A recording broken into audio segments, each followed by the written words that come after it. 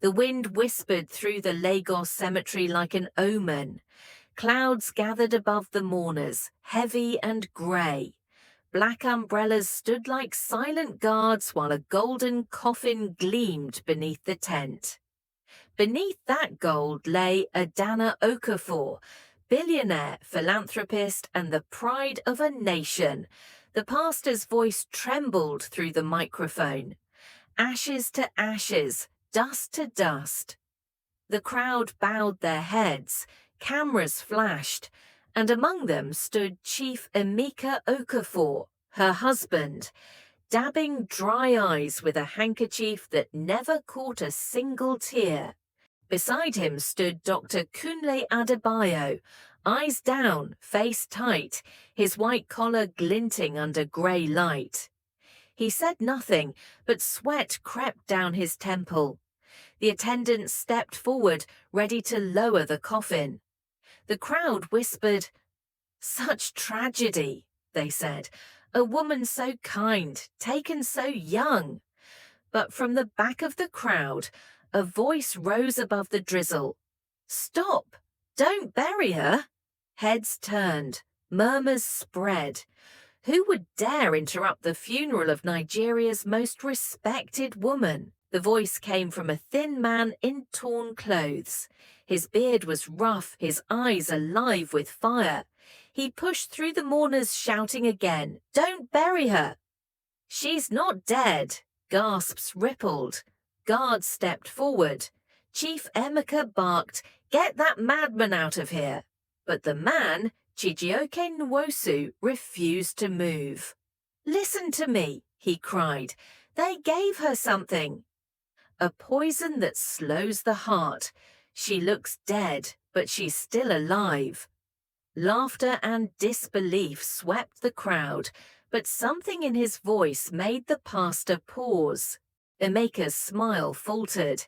"He's delusional," he snapped, but Chijioke turned to the mourners, desperate. "Please, just check her pulse. You'll see." An elderly woman, Adana's aunt, stepped forward. "If there's a chance she lives, we must check," she said. The crowd murmured in agreement. "Check, check, check." Emeka's face twisted in panic. "You fools!" he shouted, but it was too late. The coffin lid creaked open again, and Chijioke fell to his knees beside it, tears glistening in his eyes. He leaned close to her pale face. "Madame Adana," he whispered, "if you can hear me, come back." He untied a small pouch and took out a tiny vial filled with clear liquid. "This will wake her," he murmured. Emeka lunged forward. "Stop him!" But Chijioke poured a single drop onto her tongue. Nothing happened. A tense silence filled the air. Then, a twitch, a faint gasp. Adana's finger moved, her chest rose slightly, and suddenly her eyes fluttered open. The crowd screamed, "She's alive!" Cameras flashed. People fell to their knees, crying. Emeka stumbled backward, face pale. He pulled a syringe from his pocket, shouting, "She should have stayed dead!" The syringe gleamed in the light, but Chijioke struck his wrist, sending it flying. Police sirens wailed in the distance. Adana's voice cracked through the noise, weak but clear. "You tried to kill me!" Guards tackled Emeka to the ground as she gasped for air, clutching Chijioke's hand. Adana stared at Chijioke, this stranger with torn clothes and trembling hands. "Who are you?" she whispered. He smiled faintly. "Just someone who's already lost too much." The police dragged Emeka away in handcuffs. Reporters swarmed. Flashes of light surrounded Adana as medics rushed to her side. As she was lifted into an ambulance, her eyes never left Chijioke, the man who had snatched her back from the grave. Days later, sunlight streamed through the hospital blinds. Adana lay awake, breathing slowly. Chijioke sat quietly beside her bed, hands folded. "You saved my life," she said softly. "But why risk yours?" "Because I couldn't watch another innocent die," he said. "I heard them that night, Emeka and the doctor. They thought no one was listening." Adana turned to the window, eyes glistening. "He wanted my death for my fortune." Chijioke nodded. "Greed blinds the soul, Ma, but truth always finds a way." 2 weeks later, the courtroom overflowed. Adana entered in a plain dress, calm and steady. Chijioke walked beside her, his head bowed. Across the room sat Chief Emeka, his pride gone, hands trembling. Dr. Cunley avoided every stare. The judge's gavel struck. "Court in session." The prosecutor stood tall. "My lord, this is a case of greed and deceit. A husband who buried his wife alive for her wealth." The room buzzed with murmurs. Adana rose, voice firm. "He poisoned me, my husband, the man I trusted." Emeka sneered. "You loved your empire more than me." "And you loved power more than life itself," she shot back. The prosecutor lifted a small syringe sealed in a plastic bag. "Found at the scene, laced with tetrodotoxin." Dr. Kunle trembled as the prosecutor turned. "Did you help him fake her death, doctor?" "I was threatened," Kunle cried. "He said he'd destroy me if I refused." Adana's voice shook with fury. "You betrayed your oath and left me to die." The courtroom fell silent. Then the prosecutor gestured to the witness stand. "Mr. Chijioke Nwosu, please testify." He walked forward slowly, every camera turning to him. "That night," he said, "I was sleeping under a bridge near Lekki. I heard 2 men in a car, Emeka and the doctor. Emeka said, 'The poison worked. Tomorrow we bury her before anyone suspects.'" Gasps filled the hall. The defense lawyer sneered. "We should believe a beggar's tale." Chijioke met his gaze. "Truth doesn't need wealth to speak."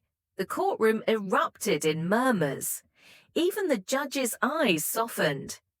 "I have lost everything," Chijioke continued, "but I will not lose my soul to silence." The judge nodded slowly. "Let the record show. The witness has spoken with courage." Emeka slammed his hands on the table. "He lies. I only wanted respect. She made me feel small." The judge's gavel thundered. "Enough! Chief Emeka Okafor, this court finds you guilty of attempted murder and conspiracy." The crowd gasped. "You will spend the rest of your life in prison," the judge declared. Tears streamed down Adana's face as the gavel struck one final time. Outside the courthouse, sunlight spilled across the steps. Reporters shouted questions, cameras flashing. Adana turned to Chijioke and whispered, "Justice is done." He looked at her gently. "Justice, yes, but healing takes longer." She smiled faintly. "Then we'll heal, both of us." They walked into the light together, 2 souls reborn. Months later, Adana's garden bloomed with color again. She walked barefoot through the dew, whispering prayers of gratitude. Behind her, Chijioke followed quietly, carrying tools for her new foundation project. "Madam," he said softly, "I don't belong in a place like this." She turned, smiling. "You saved my life. You belong wherever hope lives." He bowed his head humbly. "Then I'll stay as long as hope needs me." The morning sun rose higher, and with it their second chances. The days turned into weeks, and Adana found herself breathing life again into the mansion that once felt like a tomb. The air smelled of hope now, of wet earth and hibiscus flowers. Every morning she walked barefoot across her garden, the sunlight kissing her skin, and as she whispered gratitude to the heavens, her voice trembled with rebirth. Behind her, Chijioke followed quietly, the man who had once saved her life now helping her plant new seeds of hope. Under the mango tree, Chijioke repaired an old chair with careful hands. His face glistened with sweat, his movements calm and steady. Adana watched from the veranda, her heart swelling with quiet admiration. "You don't need to do that," she said softly. He looked up, smiling faintly. "Madam, these hands only know work." "Then let them learn rest too," she replied. He chuckled, shaking his head. "Maybe one day, when my spirit forgets the streets."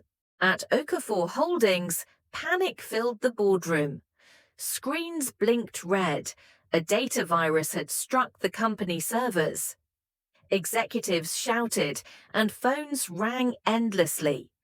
Then a calm voice from the corner said, "May I try, Ma?" All eyes turned to Chijioke. In moments, his fingers danced across the keyboard, code streaming like music. The screens cleared, the system rebooted. The room froze in silence. "Where did you learn that?" one director asked. "Before the streets," he said softly. "I was a software engineer." That day changed everything. Adana made her decision in front of the board. "From today, Mr. Chijioke Nwosu is our Chief Technology Advisor." The team erupted in applause, and so a man who had once begged for scraps now sat at a table of leaders. But even in his new suit, his humility remained. Later that evening, Adana said quietly, "You gave me my second chance. Now I'm giving you yours." Chijioke bowed slightly. "Then may I never waste it, Ma." The Okafor Foundation grew stronger than ever. Adana and Chijioke traveled from village to village, bringing food, education, and clean water to those who needed it most. The people called them the two who rose from dust. At night, they often sat together in the study, warm tea between them, laughter echoing through the hall. Sometimes she caught herself watching him, his calm voice, his gentle smile, and felt something stir in her chest. But she buried it deep, where friendship was safe. It was at one of their foundation visits that Chijioke met Amara, a teacher with bright eyes and a heart full of kindness. She ran an orphanage where laughter never ceased. Their connection was instant, pure as morning dew. Adana noticed the change in him, how his steps grew lighter, his smiles more frequent. She said nothing, only smiled whenever Amara's name crossed his lips. Love, after all, deserved to bloom, even if it wasn't hers to keep. Weeks later, Chijioke stood in her study, nervous but glowing. "Madam," he said, "I asked Amara to marry me." Her throat tightened, but she smiled, and she said yes. Adana laughed softly, blinking back tears. "Then let your wedding be here, in the same garden where death was defeated." And so the garden came alive again, filled with music and dancing. As the couple exchanged vows, Adana whispered, "This is how second chances should look." When night fell and the guests were gone, Adana stood alone beneath the stars. The moonlight touched her face like an old friend. "You gave him love again, Lord," she whispered. Maybe someday you'll give me peace." Her words floated upward like a prayer, carried away by the same night wind that once whispered at her grave. Years passed, and Adana Okafor became a symbol of grace and strength across Nigeria. Her foundation built schools, hospitals, and training centers. People no longer saw her as a victim, they saw her as a voice of rebirth. Beside her, Chijioke and Amara worked tirelessly, teaching others that even broken lives could bloom again, and wherever Adana went, hope followed. One afternoon, a letter arrived in a brown envelope, stamped from Kirikiri prison. Inside, the handwriting trembled with age. "Adana, I wake every morning haunted by the sound of your breath returning. I was blind. If forgiveness can reach a man like me, let my story serve as a warning." It was from Emeka. Adana's fingers shook. She read it again and again until her tears stained the page. "He doesn't deserve forgiveness," she whispered, "but maybe I deserve peace." On the 10th anniversary of her resurrection, Adana stood before a grand audience at an event titled "From Death to Destiny." The hall glowed with light. "10 years ago," she began, "I was buried alive. But a voice of courage rose and saved me. Forgiveness does not erase pain, it releases it." She paused, her voice steady. "And today, I choose to forgive Emeka Okafor and Dr. Kunle Adebayo, not because they deserve it, but because hate is another grave, and I refuse to live inside one again." The crowd erupted in applause, tears shining everywhere. Inside his cell, Emeka watched her speech on a flickering TV. When she said his name, his knees buckled. He wept, the kind of tears that wash the soul clean. "She forgave me," he whispered. "God, she forgave me." From that day, he wrote no more letters. He simply prayed every night that her peace would last longer than his shame. Months later, Adana's mansion was alive with laughter again. Children played in the courtyard. Her daughter Eliana chasing Chijioke's son Tobechukwu beneath the mango tree. Amara and George, her new husband, watched from the veranda, smiling. The past no longer haunted these walls, only joy lived here now. That evening, Adana and Chijioke sat beneath the same mango tree, the sunset painting the sky gold. "Do you ever think about that day?" she asked softly. "Every day," he said, smiling. "It was the day 2 souls were saved, yours from the grave, mine from despair." They sat in silence, the sound of children's laughter floating through the air. "You know," she said, "I thought my wealth was my greatest gift, but it was my second chance. And maybe," he said gently, "that's what we're meant to give others." The sky turned amber. The city of Lagos shimmered in the distance like a promise kept. Adana whispered, "From ashes to dawn." Chijioke nodded softly. "From ashes to dawn." As night fell, the camera of life pulled back, showing a house filled with laughter, a garden blooming, and hearts that had finally healed. Forgiveness, not wealth, was her legacy. Hope, not pain, was her inheritance. Because even after betrayal, even after death itself, love can rise again. Pause. If you were in Adana's place, could you forgive someone who tried to destroy you? Think about it, and remember, no matter how dark the night, dawn always finds a way.